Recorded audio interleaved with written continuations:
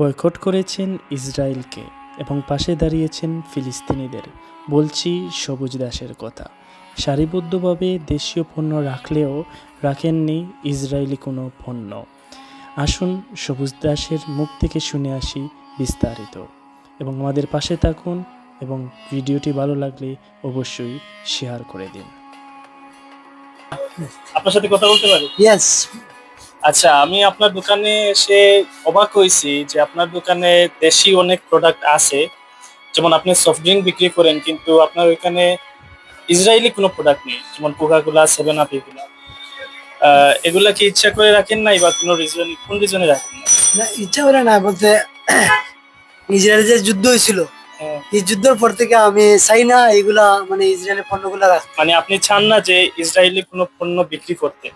আচ্ছা দাদা, আপনার নামটা কি? আমার নাম হচ্ছে সবুজ দাস। মানে আপনি একজন সনাতন ধর্মাবলম্বী মানুষ হয়েও আপনি ইসরায়েলকে বয়কট করেছেন?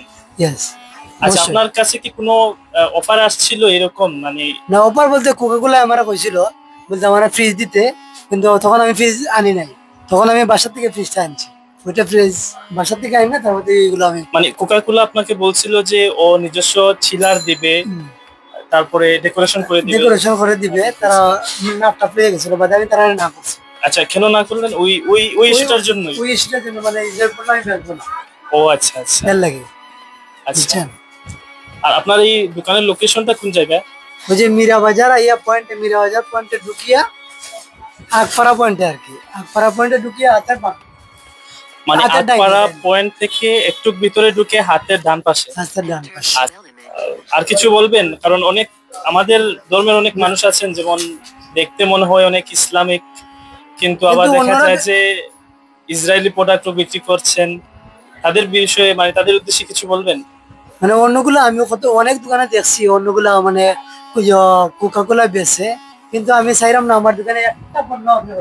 হ্যাঁ হ্যাঁ, আমি দেখতেছি কোনো ইসরায়েলি পণ্য নাই। শুধু কোকাকোলা না, আপনি চাইলে রাখতে পারেন, একটা ইসরায়েলি পণ্য আপনার দোকানে নাই। আমি আশ্চর্য হয়েছি। চাই না আমি আর ইসরায়েলি পণ্য চাই, আমি অন্যগুলো মাল দিয়ে আমি রুজু করতে চাই। আচ্ছা, আপনি তো ইসরায়েলি প্রোডাক্ট ঢুকালে তো আপনার অনেক বেনিফিট হইতো।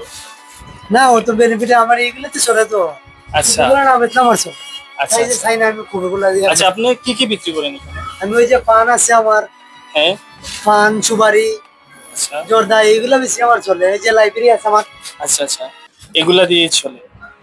ছাও মেবি আছে। আচ্ছা, থ্যাংক ইউ দাদা, থ্যাংক ইউ, অসংখ্য ধন্যবাদ। আপনাকে দেখে আমার মানে অনেক গর্ববোধ হচ্ছে যে একজন সনাতন ধর্মী মানুষ হয়েও আপনি মানে ইসরায়েলকে বয়কট করতে পেরেছেন।